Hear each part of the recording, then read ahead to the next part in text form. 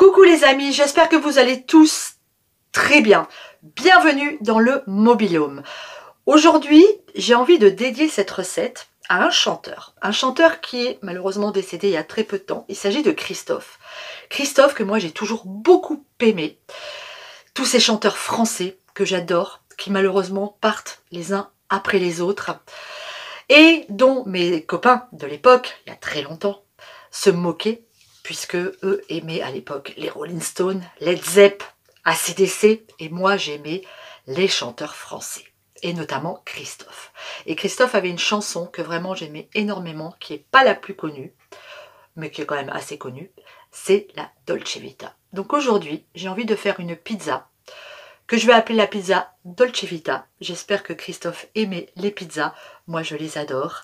Et en plus la Dolce Vita, c'est aussi ce que je vis en ce moment en ayant fait ce choix de venir vivre en pleine campagne, dans la nature, avec beaucoup de terrain.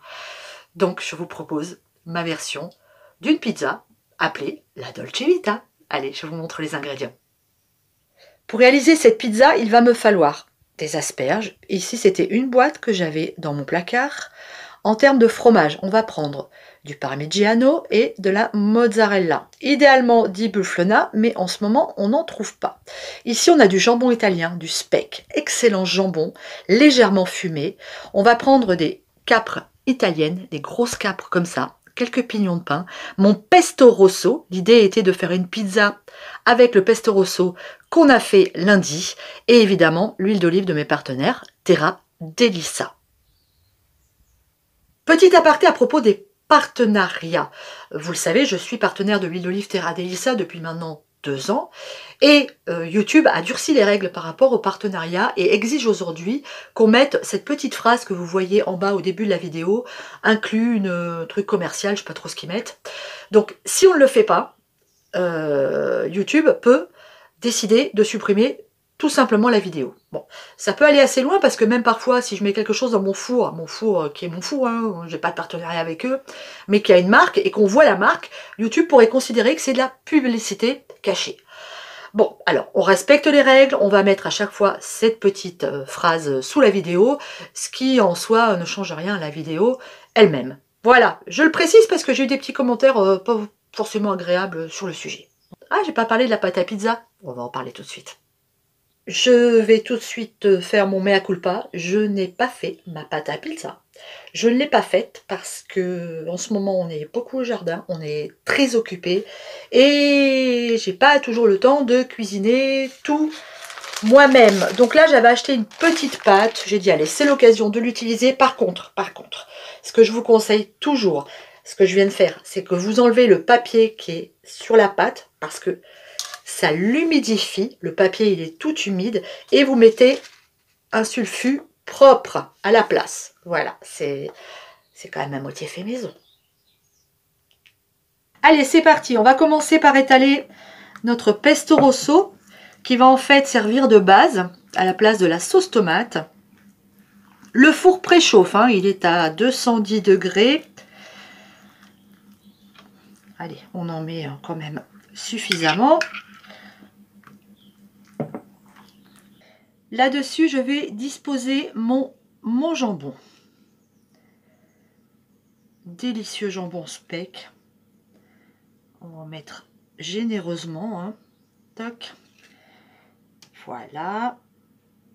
2 petites tranches par là. Parfait.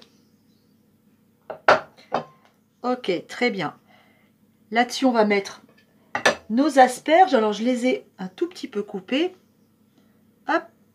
On va faire une petite étoile d'asperges. Enfin, on va essayer. On va mettre notre mozzarella.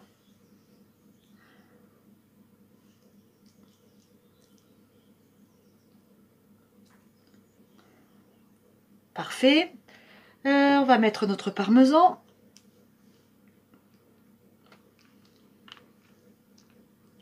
Des pignons de pain.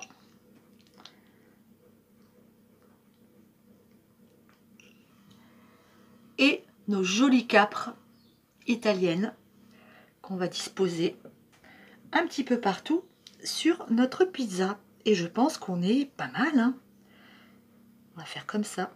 J'aurais plutôt dû faire comme ça sera plus sympa. Ouais, on va faire ça. On va mettre un trait d'huile d'olive sur notre pizza et on va enfourner pour 10-12 minutes. Voilà. Hop. Et n'oubliez pas de recouvrir votre pesto aussi d'une couche d'huile d'olive pour le conserver plus longtemps. Lui, il retourne au frigidaire. Allez, c'est parti. Au four. 10 minutes de cuisson ont suffi pour cette pizza. Je vous la montre à la sortie du four.